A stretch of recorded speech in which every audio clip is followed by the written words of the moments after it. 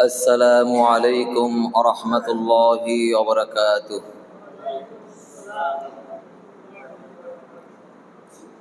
الحمد لله نحمده ونستعينه ونستغفره ونؤمن به ونتوكل عليه ونعوذ بالله من شرور أنفسنا ومن سيئات أعمالنا من يهد الله فلا مضل له ومن يضلله فلا هادي له সকলে পড়ি وأشهد أن لا إله إلا الله وحده لا شريك له وأشهد أن محمدا عبده ورسوله صلى الله تعالى عليه وعلى آله وأصحابه أجمعين.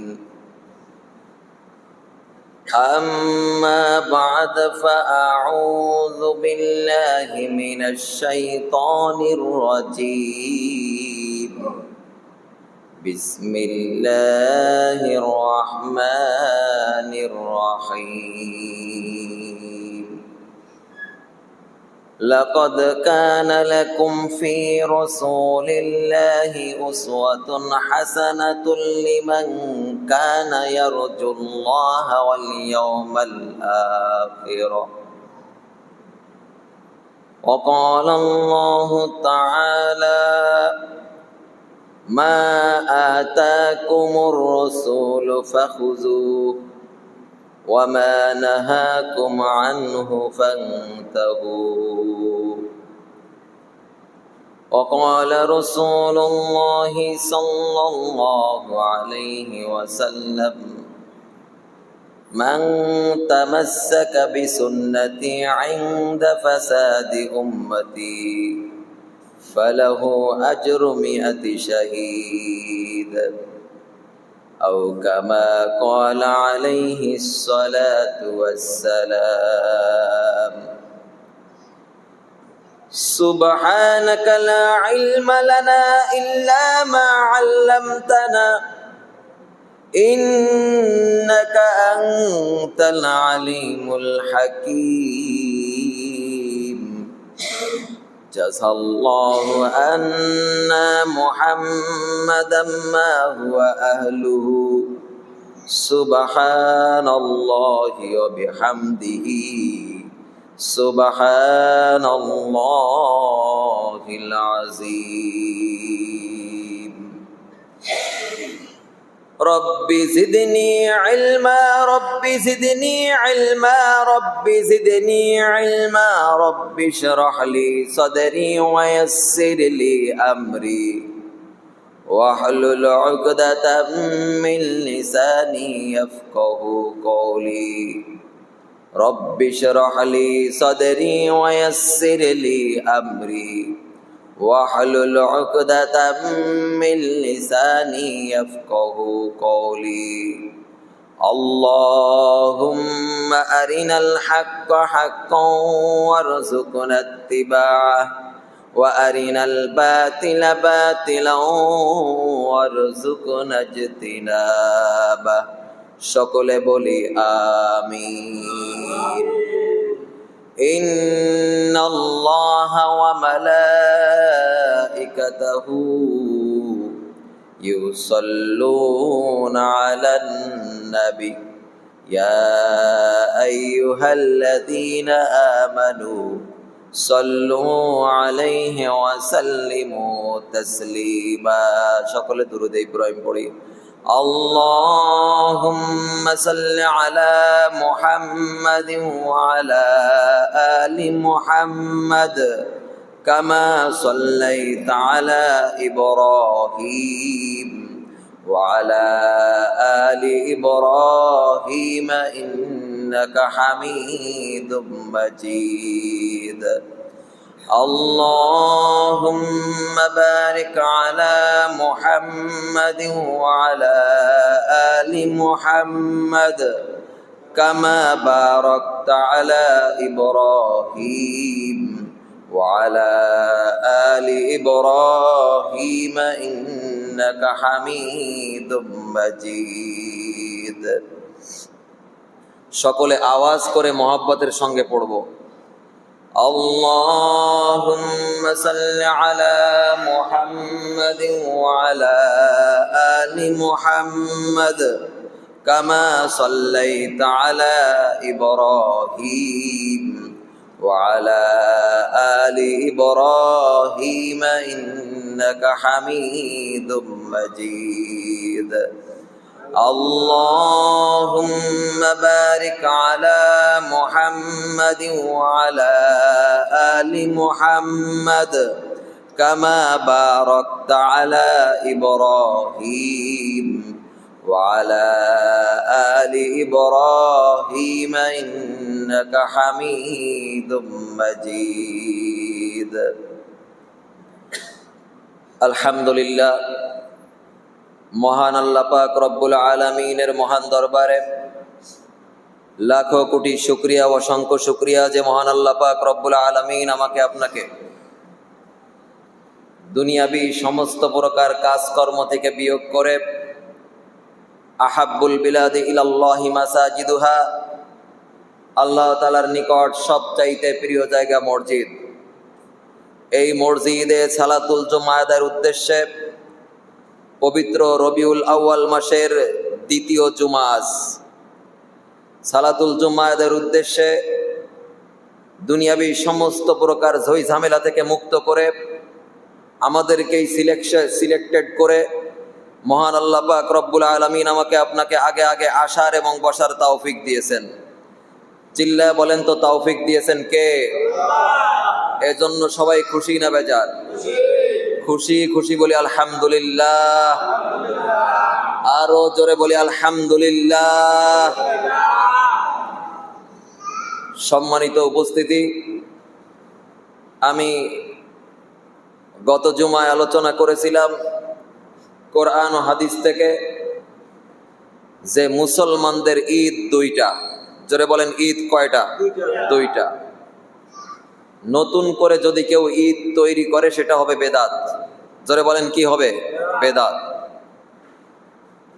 যাই হোক দ্বিতীয় আলোচনা সিরাতুন নবী ও মিলাদুন নবীর ভিতরে পার্থক্য কি কোনটা করণীয় কোনটা আলোচনার বিষয় আর কোনটা পালনের বিষয় অনেকেই বলে যে মিলাদুন নবী উদযাপন করবে কেউ বলে মিলাদুন নবী পালন করবে আমার আলোচনা যদি আপনারা একটু মনোযোগ দিয়ে শোনেন তাহলে আপনারাই বুঝতে পারবেন যে কোনটা পালনীয় কোনটা আলোচনীয়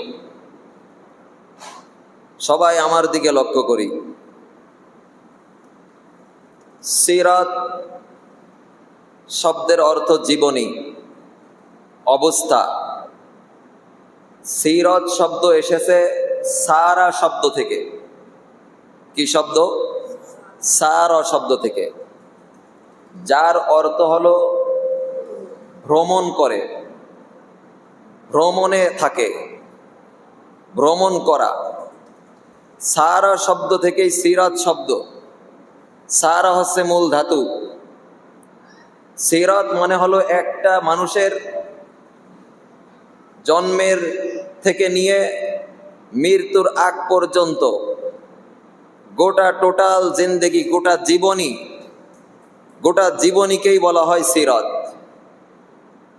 আর নবিয়ুন মানে হলো যে কোনো নবীকে বোঝায় সিরাতুন নবী এখানে দুইটা শব্দর সন্ধি হয়েছে একটা হলো সিরাত আর একটা হলো আন নবী নবিয়ুন মানে হলো যে কোনো নবীকে বোঝায় নবিয়ুন মানে কি যে কোনো নবীকে বোঝায় আর আন নবী মানে হচ্ছে শুধু আমাদের নবী মুহাম্মাদুর রাসূলুল্লাহ সাল্লাল্লাহু আলাইহি ওয়াসাল্লামের কথা বলা হয়েছে তাহলে এইখানে দুইটা শব্দের সন্ধি হইছে। কি হইছে বলেন তো? সন্ধি। সন্ধি কি জিনিস? বাংলায় আমরা অনেকেই পড়েছি বিদ্যালয়, বিদ্যা প্লাস আলয়, বিদ্যা প্লাস আলয়, এই দুইটা মিশে হইছে কি? বিদ্যালয়। ঠিক এখানে সিরাত এবং আন নবী, এই দুইটা শব্দের সন্ধি হয়ে হইছে কি? সিরাতুন নবী। তাহলে আন নবী মানে হচ্ছে আমাদের নবী মুহাম্মদুর রাসূলুল্লাহ সাল্লাল্লাহু আলাইহি ওয়াসাল্লামকে বোঝানো হয়েছে। তাহলে অবস্থা বোঝাচ্ছে এরকম, সিরাতুন নবী মানে হচ্ছে আমাদের নবীর জীবনী। যারা বলেন আমাদের নবীর কি? জীবন ইতিহাস। আমাদের নবী জনাবে মুহাম্মদুর রাসূলুল্লাহ সাল্লাল্লাহু আলাইহি ওয়াসাল্লাম 1 রবিউল আউয়াল মাসে পৃথিবীর বুকে শুভ আগমন করেছেন। দুনিয়ার ভিতরে তিনি 63 বছর জীবিত থাকার পর আবার আরেক রবিউল আউয়াল মাসে তিনি দুনিয়ার থেকে চিরবিদায় নিয়ে চলে গেছেন। এই 63 বছরের যে জিন্দেগি, এই 63 বছরের জিন্দেগি বলা হয়, জিন্দেগিকে বলা হয় সিরাতুন নবী। তাহলে সিরাতুন নবী কাকে বলা হয়? 1 রবিউল আউয়াল থেকে নিয়ে আমাদের নবী যে দুনিয়ার জমিনে 63 বছর ছিলেন, এই 63 বছর টোটালটাকেই বলা হয় কি বলেন তো? সিরাতুন নবী। সিরাতুন নবী এর 3টা অধ্যায়। জোরে বলেন কয়টা অধ্যায়? 3টা অধ্যায়, 3টা ভাগ। 1 নাম্বার, নবুয়াত প্রাপ্তির 40 বছর আগ পর্যন্ত। জোরে বলেন, নবুয়াত প্রাপ্তির আগ পর্যন্ত 40 বছর। কত বছর? 40 বছর। মক্কায় ছিলেন 13 বছর। 40 আর 13 কত? 53। মদিনায় ছিলেন 10 বছর। কত হলো? 63 বছর। নবুয়াত প্রাপ্তির আগ পর্যন্ত যে 40 বছর, এটার শিরোনাম হলো কবলান নবুয়াত। মক্কায় যে 13 বছর ছিলেন, এর শিরোনাম হলো কি? মাক্কি জিন্দেগি। কি জিন্দেগি? মাক্কি জিন্দেগি। মদিনায় ছিলেন 10 বছর, এই জিন্দেগিকে বলা হয় হলো মাদানী জিন্দেগি। এবার আমরা জানার চেষ্টা করি যে আল্লাহর নবী সাল্লাল্লাহু আলাইহি ওয়াসাল্লাম যে জমিনে নবুয়াত প্রাপ্তির যে 40 বছর, এই 40 বছর নামাজের দাওয়াতও দেন নাই, কলেমার দাওয়াতও দেন নাই, পর্দার কথাও বলেন নাই, হজের কথাও বলেন নাই, কোনো কিছুর কথাই তিনি বলেন নাই।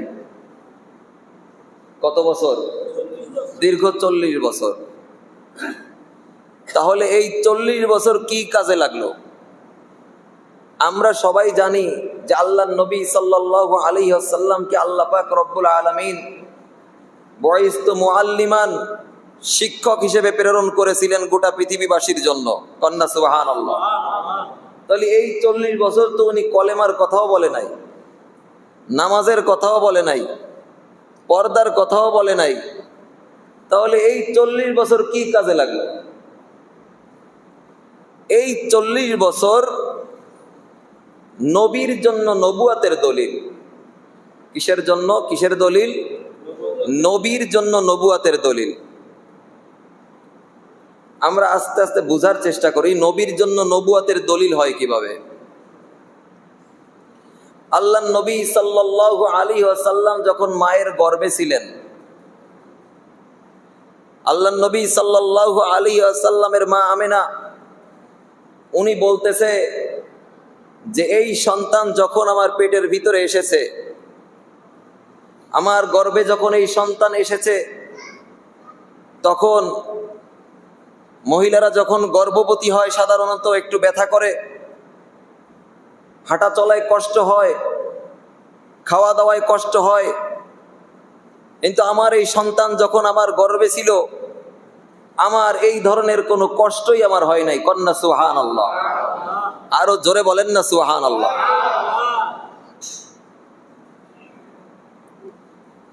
এরপর যেদিন থেকে এই সন্তান গর্ভে, সেদিন থেকে উনি যেখান দিয়ে হেঁটে যাইতো মেষ কম্বরের থেকে বেশি ঘিরান বেরোতো। কন্যা সুবহানাল্লাহ। তাহলে আল্লাহর নবী সাল্লাল্লাহু আলাইহি ওয়াসাল্লাম মা আমিনার গর্ভে ছিলেন। দুনিয়াতে যখন ভূমিষ্ঠ হয়েছে, আমরা সাধারণত আমাদের দেখি যখন কোনো মানুষের সন্তান জন্ম হয় তখন কত কি লাগে। নাড়ি কাটার জন্য লোক লাগে, ঘরের ভিতরে একটা দুর্গন্ধ তৈরি হয়, আতুর গন্ধ যেটাকে বলা হয়। কিন্তু আল্লাহর নবী সাল্লাল্লাহু আলাইহি ওয়াসাল্লাম যখন জন্মগ্রহণ করেছেন, মায়ের গর্ভ থেকে সেজদা অবস্থায় জন্মগ্রহণ করেছেন। কন্যা সুবহানাল্লাহ। শুধু তাই না, তিনি মায়ের গর্ভ থেকে নাড় কাটা অবস্থায় জন্মগ্রহণ করেছেন। কন্যা সুবহানাল্লাহ।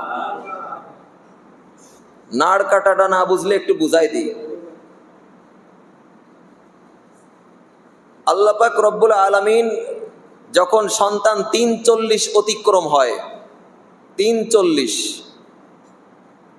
40 40 40 ৩৪-এ কতদিন হয়? 120 দিন না? তখন রুহু চলে আসে। রুহু আসার পরে সন্তানের ক্ষুধা লাগে পেটের ভিতরে। ক্ষুধা লাগলে দুনিয়ার কোনো চিকিৎসা বিজ্ঞানী, দুনিয়ার কোনো ডাক্তার, দুনিয়ার কোনো ইঞ্জিনিয়ার মায়ের পেটের ভিতরে সন্তানের খাবারের সরবরাহ করতে পারে না। আল্লাহ পাক রব্বুল আলামিন মায়ের পেটের ভিতরে সন্তানের খাবারের ব্যবস্থা করেন, মায়ের নাভির সঙ্গে বাচ্চার নাভির তার লাগায়া দেয়। কন্যা সুবহানাল্লাহ। শুধু তাই না, হাদিস শরীফে আসছে, যেই লোকটা যেখানে মারা যাবে, শুনতেছেন তো কথা, যেই লোকটা যেখানে মারা যাবে এবং তাকে যেখানে দাফন করা হবে, সেই দাফন করা যেখানে হবে ওই কবরের মাটি এনে ফেরেশতাদের মাধ্যমে আল্লাহ পাক কবরের মাটি দ্বারা ওই লোকটা শেষ কাজ যেখানে সমাধা হবে সেই কবরের মাটি দিয়ে মায়ের তারের সঙ্গে বাচ্চার নাভির তার লাগায় দেওয়া হয়। কন্যা সুবহানাল্লাহ। এবং ওই লোকটার যখন দাফন হবে, কবর দেওয়া হবে, ঠিক সেইখানেই দেওয়া হবে যেখান থেকে মাটি এনে তার লাগানো হয়েছিল। কন্যা সুবহানাল্লাহ। তা আল্লাহ নবী সাল্লাল্লাহু আলাইহি ওয়াসাল্লাম যখন জমিনে এসেছিলেন, নাড় কাটা অবস্থায় জমিনে এসেছিলেন, কোনো ধাত্রী মাতৃর নাড় কাটা লাগে নাই। কন্যা সুবহানাল্লাহ। এগুলো হচ্ছে নবীর জন্য নবুয়তের দলিল। কিসের জন্য? কার দলিল? নবীর জন্য নবুয়তের দলিল। আর মাক্কি জিন্দেগি এবং মাদানী জিন্দেগি, এখানে হলো 13 আর এখানে হলো 10। কত? 23 বছর। কত বছর? এই 23 বছর আছে উম্মতের জন্য শরীয়তের দলিল। নবীর জন্য নবুয়তের দলিল কিভাবে আর উম্মতের জন্য শরীয়তের দলিল কিভাবে, এই জিনিসটা একটু বোঝার চেষ্টা করব আমরা এখন। সংক্ষেপে বলতেছি, কারণ লম্বা আলোচনা, আরো অনেক আলোচনা করা লাগবে। নবীর জন্য নবুয়তের দলিল হয় কিভাবে? আল্লাহ নবী সাল্লাল্লাহু আলাইহি ওয়াসাল্লাম মায়ের পেটের থেকে যখন আসছে, কোনো প্রসব বেদনা দিয়ে আসে নাই, কোন রকম কষ্ট দেয় নাই মাকে। কথা বলেন, মাকে কি কষ্ট দিয়েছে? কষ্ট দেয় নাই। যদি উম্মতের জন্য এটা শরীয়তের দলিল হইতো, তাহলে পৃথিবীতে যত সন্তান দুনিয়াতে আসছে, যদি মাকে কষ্ট দিয়ে আসতো, তাহলে প্রত্যেকেই জন্মগতভাবে গুনাহগার হইতো। যদি উম্মতের জন্য এটা শরীয়তের দলিল হইতো, প্রত্যেকেই কি বলেন তো, জন্ম থেকে যখন মায়ের গর্ভে থেকে আসতো, কষ্ট দিলেই সে প্রথমেই গুনাহগার হয়ে যাইতো, যদি শরীয়তের দলিল হইতো। যেহেতু উনি কষ্ট না দিয়ে দুনিয়াতে আসছে, এটা নবীর জন্য নবুয়তের দলিল। জোরে বলেন না সুবহানাল্লাহ। তাহলে আল্লাহ নবী সাল্লাল্লাহু আলাইহি ওয়াসাল্লাম মাকে কোন রকম কষ্ট দেয় নাই। আর একটা শোনেন, আল্লাহ নবী সাল্লাল্লাহু আলাইহি ওয়াসাল্লাম মায়ের গর্ভ থেকে খাতনা করা অবস্থায় জমিনে এসেছে। কন্যা সুবহানাল্লাহ। সুন্নাতে খাতনা করা অবস্থায় জমিনে এসেছে। যদি কোনো ব্যক্তি খাতনা করা অবস্থায় জমিনে না আসে, এখন যারা বাচ্চা জন্মগ্রহণ করতেছে, যদি শরীয়তের দলিল হইতো প্রত্যেকেরই খাতনা করা অবস্থায় আসা লাগতো, নইলে গুনাহগার হয়ে যাইতো। কথা বলেন ঠিক না বেঠিক? এই জন্য ওই 40 বছর নবীর জন্য নবুয়তের দলিল। ওই 40 বছর কি কাজে লাগছে? ওই 40 বছর তিনি যে নবী হবেন, বিভিন্ন ভাবে আল্লাহ পাক রব্বুল আলামিন সেই দলিলগুলো পেশ করছে। কন্যা সুবহানাল্লাহ।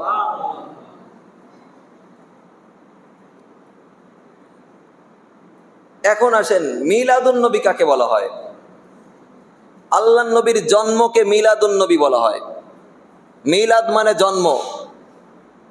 জোরে বলেন মিলাদ মানে কি? আরো জোরে বলেন মিলাদ মানে কি? জন্ম। মিলাদুন নবী মানে হচ্ছে আমাদের নবীর জন্ম। মিলাদ আন নবী, দুইটা শব্দের সন্ধি হয়েছে। মিলাদুন নবী মানে হলো আমাদের নবীর জন্ম। তাহলে এক শ্রেণীর লোক এখন বলতেছে যে মিলাদুন নবী পালন করব। এই কথাটা সম্পূর্ণ ভুল, সম্পূর্ণ রং কথা। এর মতো ভুল কথা আর হইতে পারে না। মিলাদুন নবী কোনো বাপের পুতের পালন করা সম্ভব না। মিলাদুন নবী আলোচনার বিষয়। কিসের বিষয়? জোরে বলেন। আলোচনার বিষয়। আলোচনা করলে কি ফায়দা? কি আলোচনা করলে ফায়দা হলো, আমাদের নবীর জন্মের শুরু থেকে নিয়ে মৃত্যুর আগ পর্যন্ত যে কোনো বিষয়ের আলোচনা, পায়খানা প্রস্রাবের আলোচনা বলেন, খাওয়া দাওয়ার আলোচনা বলেন, স্ত্রী ব্যবহার নিয়ে আলোচনা করেন, আমাদের নবীর শারীরিক গঠন নিয়ে আলোচনা করেন, চুল নিয়ে আলোচনা করেন, অর্থাৎ টোটাল জিন্দেগির ভিতরে যে কোনো বিষয়ের আলোচনা করলে নফল বন্দেগীর সওয়াব। কন্যা সুবহানাল্লাহ। 2 নাম্বার ফায়দা কি? 2 নাম্বার ফায়দা হলো, এই যে আলোচনা করেছে, যে কোনো ইহুদি বা বিধর্মী যারা আছে তারাও যদি নিউট্রাল ফ্রেশ মন নিয়ে যদি আলোচনা শোনে, তাহলে আমাদের নবীর উপরে ঈমান আনতে তার মনকে উৎসাহিত করে। কন্যা সুবহানাল্লাহ। আর মুসলমানদের ফায়দা কি? মুসলমানদের ফায়দা হলো, যদি এই আলোচনা কেউ শুনে তাহলে তার ঈমান আরো মজবুত হয়ে যায়। কন্যা সুবহানাল্লাহ। যার ঈমানটা দুর্বল আছে, সে যদি এই আলোচনাগুলো শোনে তাহলে তার ঈমান আরো মজবুত। তাহলে জন্মের শুরু থেকে নিয়ে যে কোনো বিষয়ের আলোচনা করলে নফল বন্দেগীর সওয়াব। কন্যা সুবহানাল্লাহ। তাহলে মিলাদুন নবী পালনীয় না, মিলাদুন নবী আলোচনীয়। সবাই বলেন, মিলাদুন নবী কি পালন করা সম্ভব? মিলাদুন নবী যদি পালন করতে হয়, তাহলে আমাদের নবী যেভাবে দুনিয়াতে আসছে ওইভাবে তোমাকেও আসতে হবে। নাড় কাটা অবস্থায় আসা লাগবে, খাতনা করা অবস্থায় আসা লাগবে। তাহলে এটা কি পালনীয় না আলোচনীয়? আলোচনীয়। সিরাতুন নবী পালনীয়। সিরাতুন নবীর ভিতরে কি আছে? মাক্কি জিন্দেগিতে আল্লাহ নবী সাল্লাল্লাহু আলাইহি ওয়াসাল্লামের এক হুকুম ছিল যে আপনি শুধু দাওয়াত দিবেন। আপনি শুধু কি দিবেন? দাওয়াত দিবেন। এই যে 13 বছর, এই 13 বছরে আপনি দাওয়াত দিবেন, আপনার উপর অনেক আঘাত আসতে পারে। আল্লাহ নবী সাল্লাল্লাহু আলাইহি ওয়াসাল্লাম গোপনে দাওয়াত দিয়েছেন 3 থেকে 3.5 বছর। এবার আল্লাহ পাক রব্বুল আলামিন বলতেছে, বাস্তা বিমা তুমার, আপনি এবার স্পষ্টভাবে মানুষকে বলেন, প্রকাশ্যে দাওয়াত দেন। যখন এই অর্ডার আল্লাহর কাছ থেকে আসছে, আল্লাহ নবী সাল্লাল্লাহু আলাইহি ওয়াসাল্লাম সাফা পাহাড়ে উঠে কুরাইশদের সমস্ত নেতাদেরকে, সমস্ত মানুষদেরকে একত্রিত করে বলতেছে, কুরাইশের নেতারা, তোমরা একটু বলো লা ইলাহা ইল্লাল্লাহ। আবু জেহেল আবু লাহাব কয় লা ইলাহা ইল্লাল্লাহর মানে কি? বলতেছে লা ইলাহা ইল্লাল্লাহর মানে হলো আল্লাহ ছাড়া কোনো মাবুদ নাই, তিনি জমিনের মালিক, তিনি সৃষ্টিকর্তা, তিনি রক্ষাকর্তা, তিনি আমাদের জীবন দান করেন, তিনি আমাদের মৃত্যু দান করেন, তিনি আমাদের খাওয়ান, তিনি আমাদের পরান। আবু জেহেল আল্লাহর নবীর মুখে থুতু নিক্ষেপ করেছে, জোরে বলেন না নাউজুবিল্লাহ। আবু লাহাব হাত উঁচু করে মারার জন্য চলে আসছে আল্লাহর নবীকে।